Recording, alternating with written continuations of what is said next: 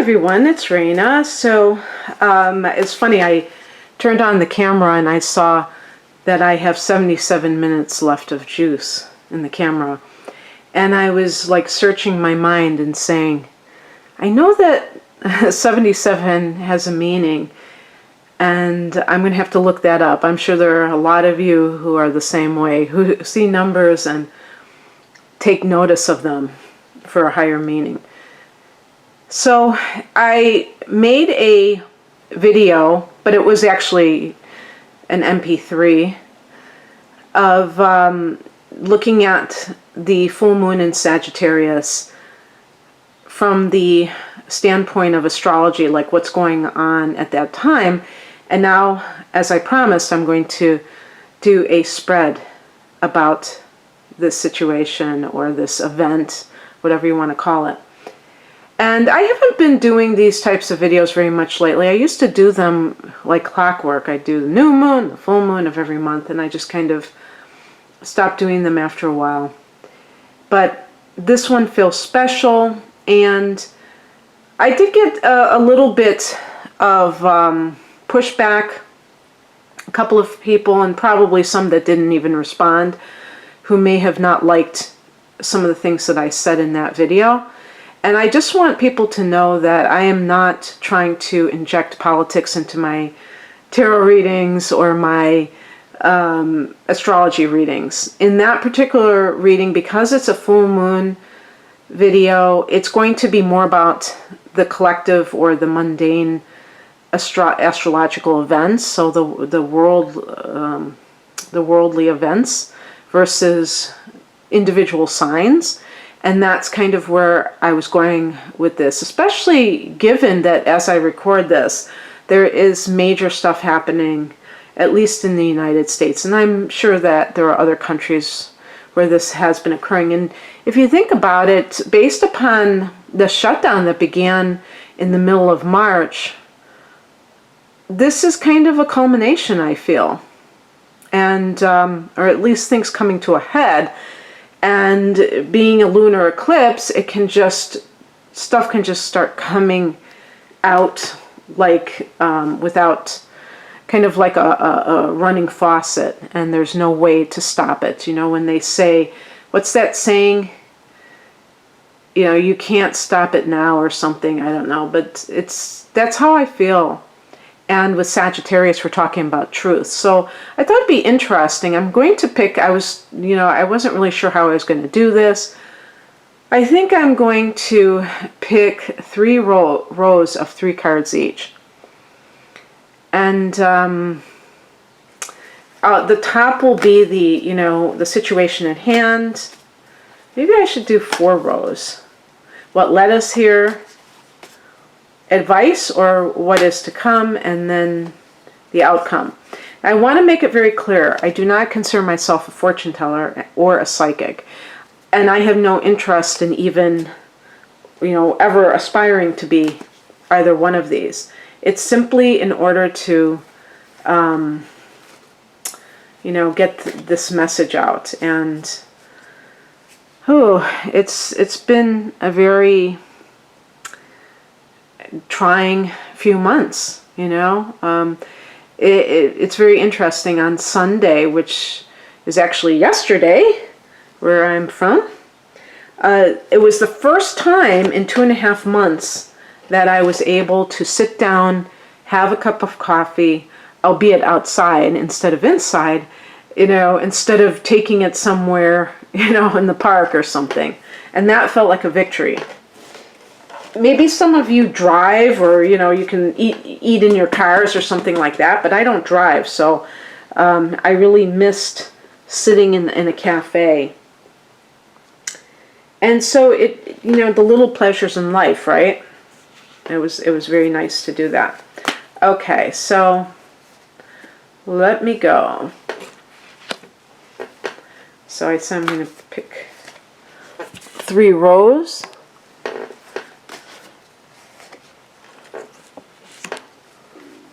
I don't know, maybe this is too ambitious, but I'm gonna try to do it anyway.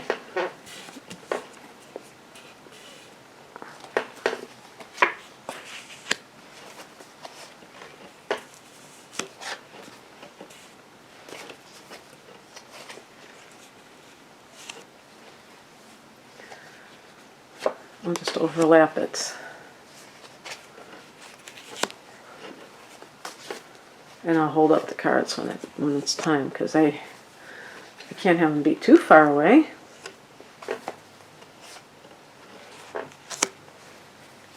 Oh, I like that card. Oh, wow. I love those bottom cards, all three of them, even the one that is in the reverse position. Okay, so I am looking at the top row of kind of like the central themes of this full moon and maybe what it will bring forward and things like that. One of the cards I got was the 10 of Wands, and yes, you know, I've said this over and over again, but I have a very tight focus with the camera because of the way it's set up, and you know, I don't think anything will fundamentally change until I get a new camera, and I'm not going to do that just yet. But hopefully at least holding it up is enough. The 10 of Wands is one of the cards, and for that card specifically, that's a card about carrying a burden. Now that burden, I feel like even if we talk about it in a societal sense, carrying a burden can mean that you feel like you have to do something in order to justify your existence or be okay. This is a theme that I think comes up a lot, where people feel that they have to work very hard in order to be considered productive members of society. And you might say, well, what does that have to do with the full moon or the lunar eclipse or something like that? This is a philosophical lunar eclipse because it is in Sagittarius, which is about the bigger picture in life. And the Piscean age of being the victim in any way, shape, or form, whether it's feeling like you're damaged goods because of how you were treated by the people around you or events that occurred, and people actually saying, you know, influential adults telling you this, to feel that your religion says that you're unworthy, that you're a sinner, and that you have to prove your worth to God, which is like an authoritarian parent, those kinds of things.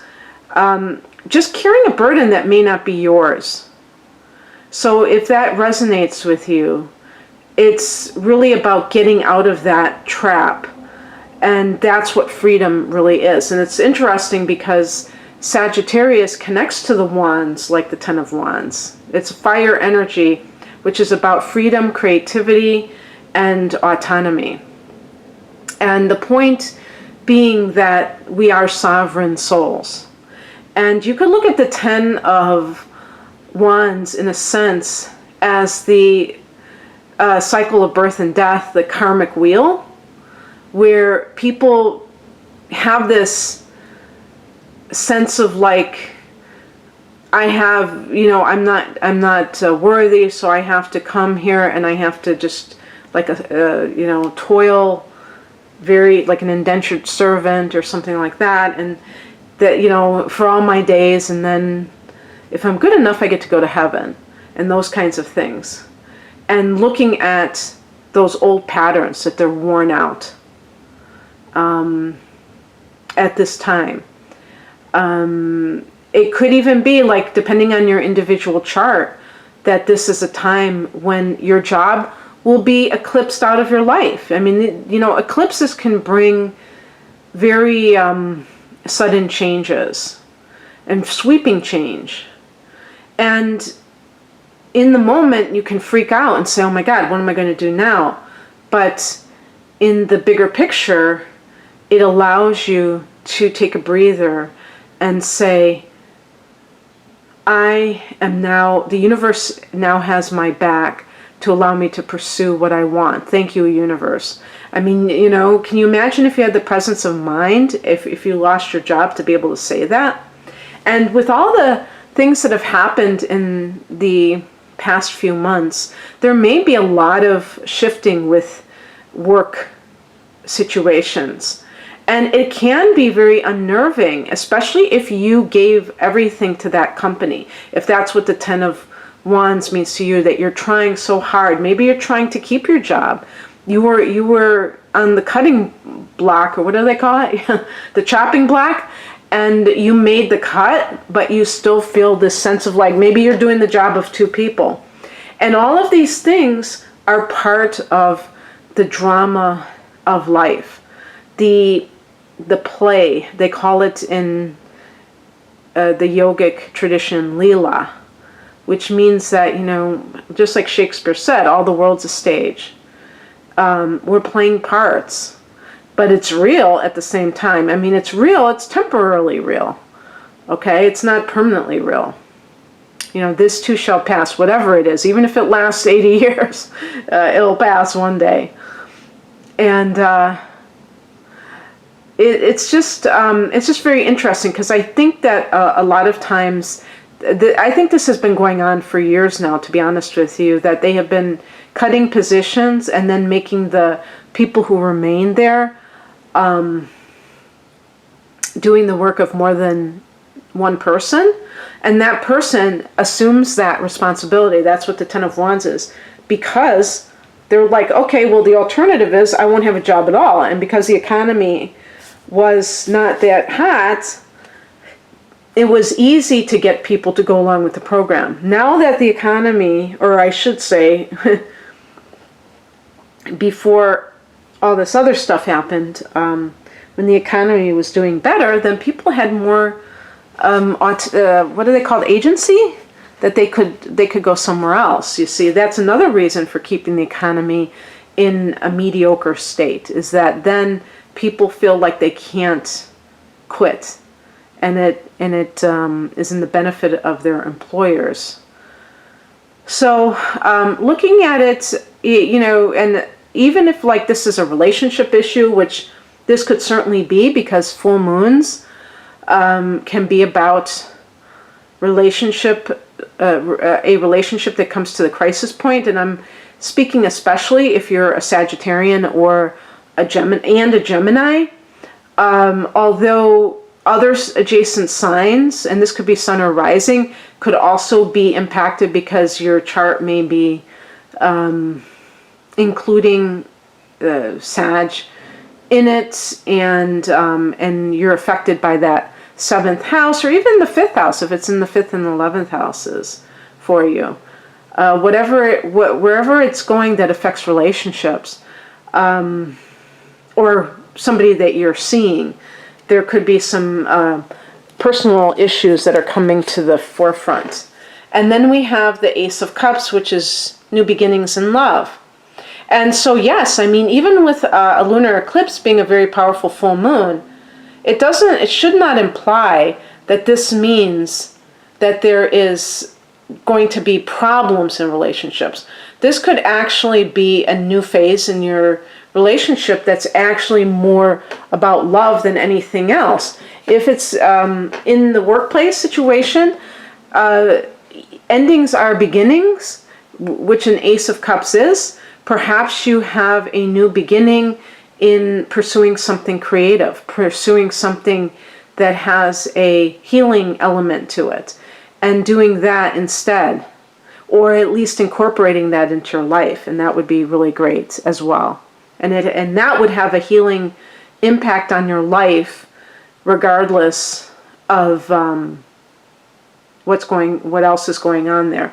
And then the third card that I got is the Devil card, which can speak about greed, material, the pleasures of the flesh, over materialism. So showing up with these other two cards, this can be somebody who is torn between wanting to pursue their passion and their desire to be of service to others, you know, as a healer, for instance, and making money, or any kind of something that's close to your heart. But the making money part becomes all pervasive. And because of that, you have to pay attention to how you frame it, so that you're not looking at life just in terms of dollars and cents, because I remember Eckhart Tolle talking about that in many, I think he said many people, I don't know if he said some people or many people, he said the deathbed is the realest that they are in their whole life. And that just hit me like a ton of bricks, because I know exactly what he means by that. There are so many people who are putting on a false front. They have, their values are false, are based on vanity, which the material influence of the devil card could, come into play here. So, because if you look at those cards for relationships, the Ace of Cups and the Devil card, or even the Ten of Wands, if you're putting a lot into your relationship and getting nothing back from it, maybe you're with somebody who is treating you like an object, is treating you like, or maybe you're with them for less than romantic reasons. Maybe it's because you like the lifestyle that they afford you, or you have great physical chemistry, but everything else kind of feels very degrading. Even if you have a nice lifestyle, you feel kind of cheap or just misaligned, because you don't feel that sense of like being in love with that person. And those kinds of feelings can sometimes be drowned out either through excessive busyness or substance abuse, whatever it is. They can be drowned out temporarily. But, going back to what Eckhart Tolle says, about the realists that people are on their deathbeds, because there's nothing left. They can't hope that they're going to strike it rich again if they've lost their money and they're really obsessed with doing it, or if they've lost a relationship. A woman who's middle-aged and her husband cheats on her, and she's like, oh, I need to get plastic surgery. I need to do something so that I'm worthy enough. And really just goes down the wrong path. When death is right there, they say death is the great equalizer. Well, it's also, it kind of puts everything in perspective as well, because time is of the essence, and there are no more masks. So, if I can urge you to do anything, and I never try to tell people what to do in these readings, but I think that it's okay to say to people, cultivate authenticity. If you feel like you're living your life for somebody else, start to question that, see where it's coming from, the fears that are involved, and vow to change. Because Sagittarius is about authenticity. Sagittarius, and I'm, being one, I have this tendency just to be blunt, although as you get older, you certainly should learn how to be diplomatic, but that idea of just being true to yourself is so much a part of the fire signs. And speaking of which, and I talked about, where does this come from? Where do these urges come from that the full moon will bring out? Kind of like when you take an herb that is a detoxifying herb, and it brings all the toxins to the surface, that kind of thing. That's what the full moon can be like, and this is a lunar eclipse. So one of the cards I got was the Three of Wands, and this is a card of expansion. Fire is expansion, but the number 3 is a number of expansion. So kind of like looking at it, the horizons, and wanting to get out there and go for it and things like that, and wanting that in life, wanting more out of life, I think is the best way of putting it. And it was interesting because I was on Facebook recently, and for my state, I live in Illinois, and people were grumbling because we've had some of the strictest shutdown policies. Now they've gradually been opening up, but we still had to deal with that for like 2.5 months. And this woman, I think she was like an older woman, and I think a lot of these people were more conservative. And she said, people are so spoiled. They act like it's the end of the world or something like that. And they said, you should have been here during the World War II and blah, blah, blah. And I thought of that. I thought of earlier days or the Great Depression or something like that, where there were a lot of limitations in terms of, economically, so somebody complains about running out of toilet paper. Well, they had rations where you literally could not buy certain things. They did not have enough to go around. You couldn't just buy as many as you wanted. And I had thought about that myself. But you know what I wrote to her? And I said, I think that what is happening is that we have come to a time when we believe, we want more out of life. We're not content to just sacrificing. We are embracing abundance. I said something along those lines. And I really believe that this is what that Three of Wands is about. Finally saying, I make no apologies for that. I believe that I'm deserving of all the good in life, and I'm going to act like it. I'm not going to apologize for it. And so that's very interesting. And then I got the Chariot card. I might do this in 2 parts, come to think of it, because it might be better that way. Well, we'll see. The Chariot is connected to Cancer, and we do have a solar eclipse at 0 degrees of Cancer on the 21st of June. But this is a card of, non-duality, holding on to both horses. And this is something that I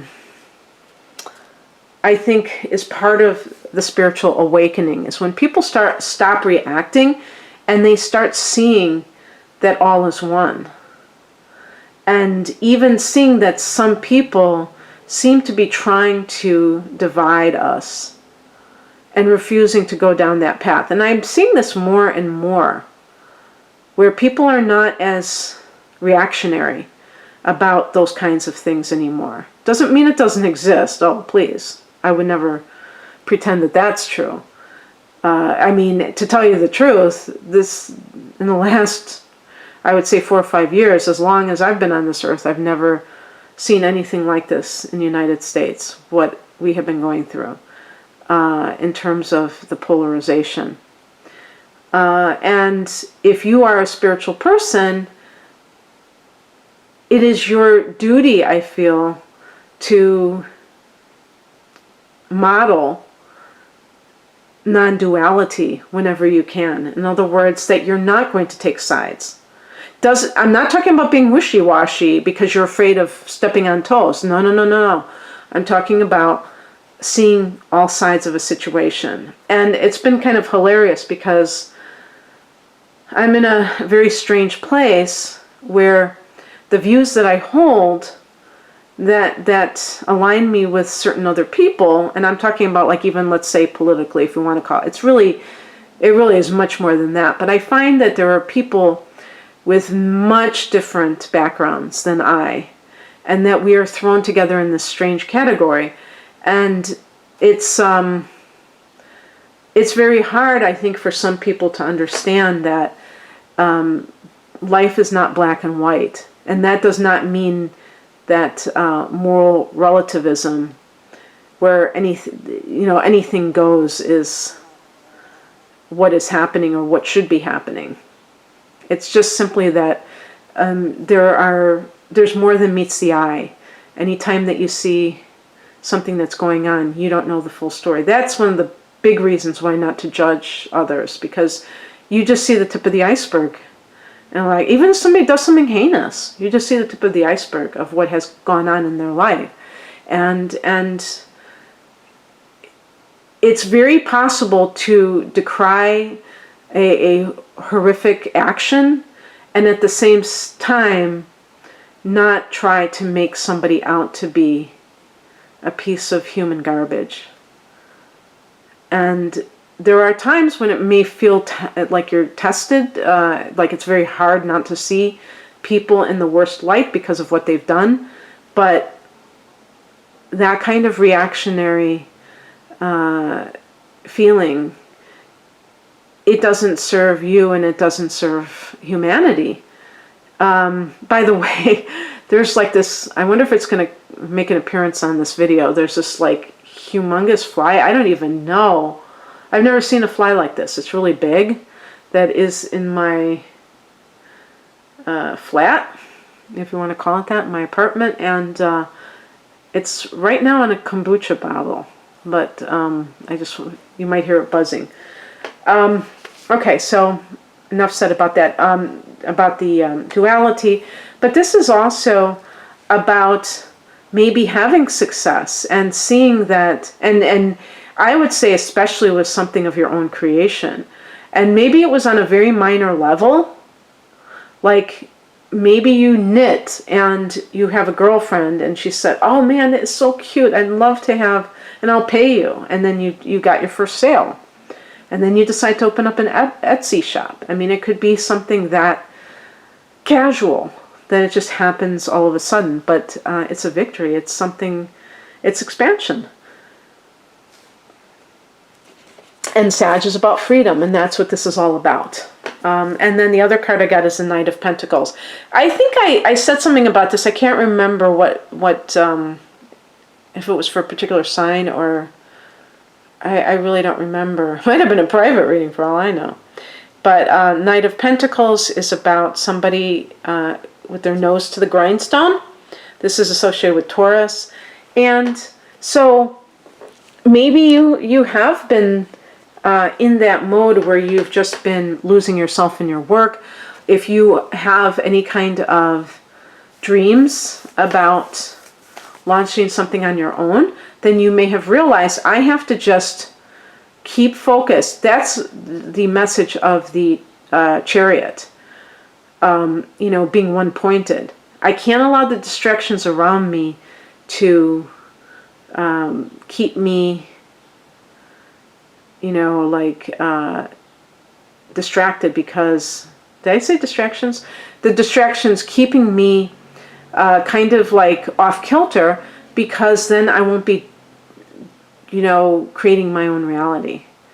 And the more that you can take care of practical matters, but at the same time, you're still being a big dreamer with the Three of Wands, and doing what you need to do with the Chariot card is, putting one step in front of the other and doing what you need to do, and doing it consistently, Knight of Pentacles, can get you to where you want to be. Okay, so these cards are going to be a little more of a tight angle. So the advice, or what's coming in, is one of the cards is the Lovers. And this is about, like, the Ace of Cups. Maybe there is new love coming into your life. Maybe you worked very hard. By the way, the Ten of Wands can also be about working so hard that you don't have time for a love life. But the reason I was bringing up relationships is because the full moon does tend to, it's an opposition, so it tends to bring those to the forefront. And so this is about choosing love versus, with the Devil card, being more concerned about other things that are more related to, the pleasures of the flesh. I like to say the temptations of the flesh, because I believe in pleasure. I think that the puritanical idea was based on the faulty premise that people were not deserving of anything and had to prove their worth to God. I mean, that's how I took it. And I think they even said something like, we're worms. And I reject that. I don't think that people are worms. I think that they have the right to happiness and feeling good about life. In terms of work matters. You may hook up with another person, maybe like a business partnership, maybe a silent partner who is handling the financial side of things and therefore can help you to do what you need to do from the other angle.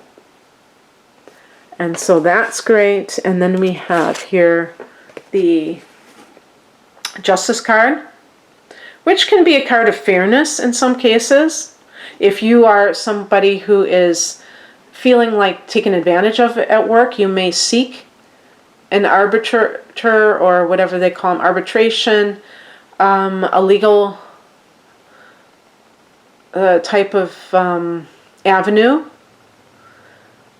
And yeah, you see the scales of justice.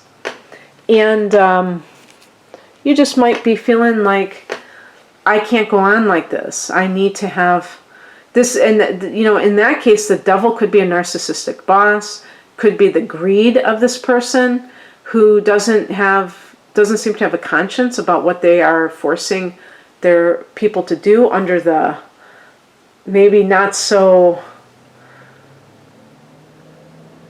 articulated true reason, which might be, you don't want to do the work of 1.5 people. Okay, well, this is an employer's market. We can always get somebody else. Just say the word and we'll replace you. And then we have the Hangman. Now this is really funny because I always think that this is upright, because he's like standing like this, but it's actually the reverse of this. And this can be like getting off of the cross, getting off of the, getting out of the Piscean age into the Aquarian age, where it's more about freedom and less about sacrifice, less about suffering and being happy in your suffering, being the martyr. So it's rejecting that notion that you have to do that. Because I think of, when I see the 10 of Wands, I think of somebody who is like, they're hunched over, they just have that sense that they're, everything is, it's like George Harrison saying, it's all too much, too much to bear.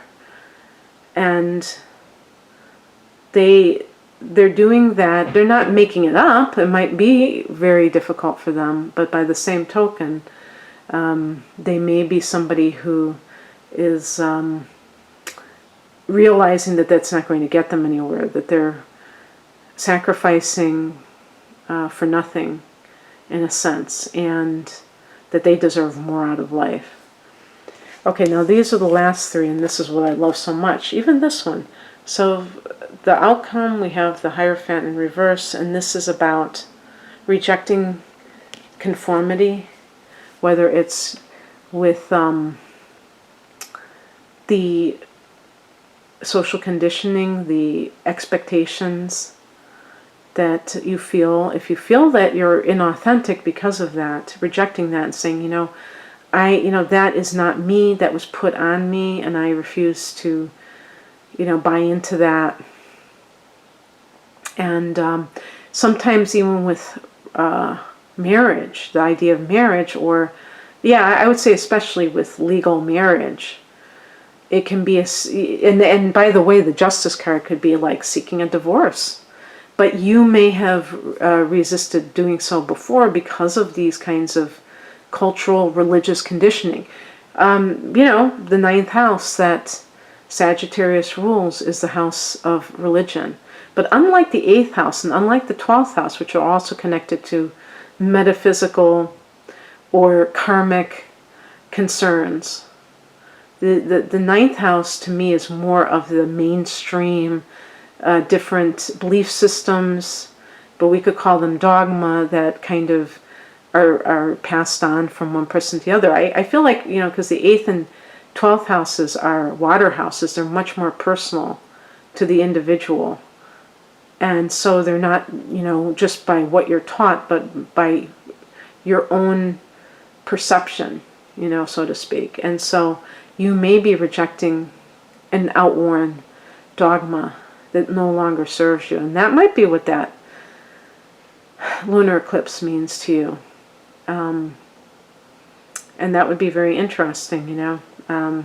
Or the idea of marriage and divorce. Maybe you don't want to get married. Maybe you don't even want a relationship. Maybe you're asexual. You know, and you don't fit into this, and your parents want grandchildren. I don't know, and you don't know how to explain to them that you're asexual, or that you are interested in same-sex relationship, but you don't necessarily want children either. Not even, just because somebody is involved in a relationship doesn't mean they automatically want children, and so there may be a whole lot to unpack.